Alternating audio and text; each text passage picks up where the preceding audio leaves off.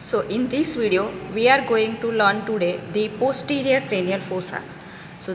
As you can see, the posterior cranial fossa is the largest and deepest fossa amongst all these three fossa. It lodges the hindbrain part, which consists of pons and medulla in the anterior part and cerebellum in the posterior part. So the content of the posterior cranial fossa will be the hindbrain, that is pons, medulla and the cerebellar hemisphere.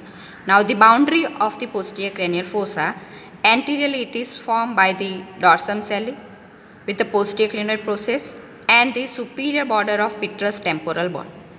Posteriorly it is formed by the occipital bone squamous part, and here on the lateral side this is the mastoid part of the temporal bone. This is the temporal bone, this is mastoid process, and if you see, this is the sutures which separates the parietal bone. This is called as the mastoid angle of the parietal bone.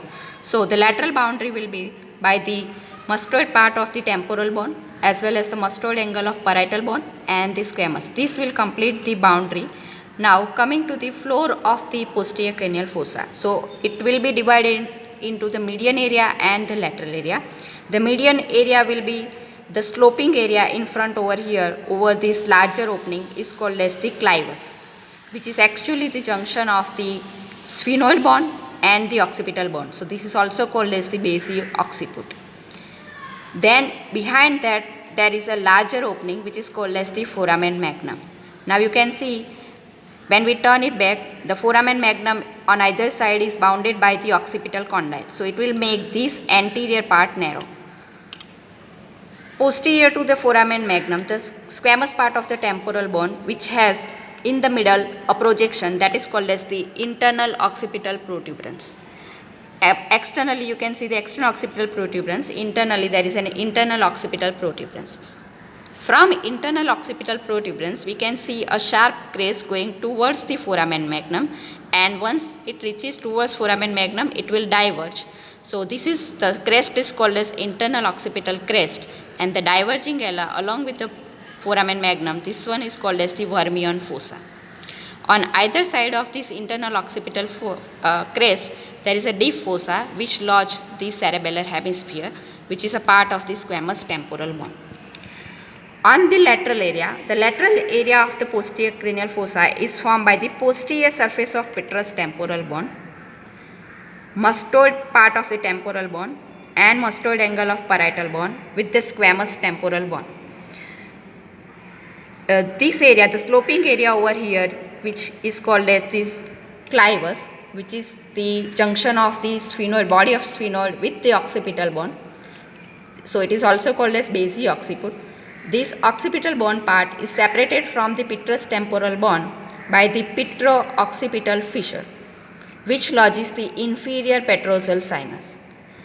At the posterior end of this petro-occipital fissure, we can see an opening, irregular opening, which has the upper margin and the lower margin. If you can see, the upper margin is notch in the medial part and irregular, and the lower margin is smooth and regular. This opening is called as the jugular foramen.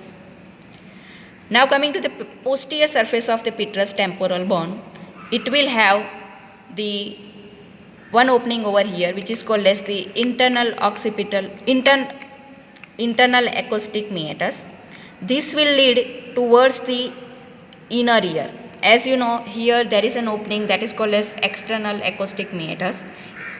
As you go deep inside, you will have the external auditory canal, that is the external ear, then the part of the middle ear, then the internal ear, and then this internal auditory canal which has an opening that is called as internal acoustic meatus. So in between the junction of this internal ear and this internal auditory canal, there is a thin plate of the perforated plate of bone that is called as lamina cribrosa, which transmit the vestibular nerves from here.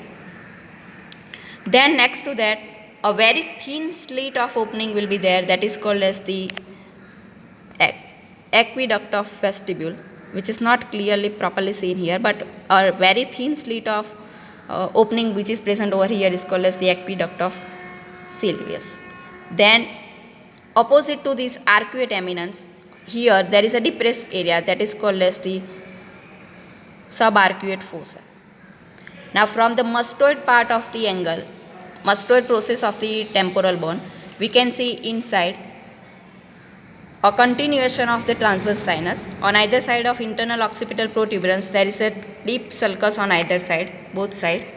That is called as the transverse sulcus, which continue at the mastoid angle to convert into a S-shaped sigmoid sulcus, which will ultimately open here into the foramen, jugular foramen.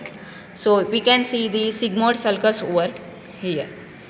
And over the condylar part of the occipital bone, the occipital bone is divided basically into three parts: the basilar part over here, the condylar part, the basilar part over here, which fuse with the sphenoid bone, the condylar part and the squamous part. So on the inferior side, we can clearly see there are two openings here. One is on the anterior part of the occipital condyle and one on the posterior part. So they are respectively called as the anterior condylar canal and the posterior condylar canal. The anterior condylar canal is also known as the hypoglossal canal, which opens inside. So we can see which opens inside here. So from inside interior of skull, we can see the hypoglossal canal over here. Over the hypoglossal canal, we can see an elevation that is called as the jugular tubercle, and if we see through the posterior condylar canal, this will open here into the sigmoid sulcus. If you can see the movement of the needle, which is in the sigmoid sulcus, so that is through the posterior condylar canal, which opens over here. So these are the areas present within the posterior cranial fossa.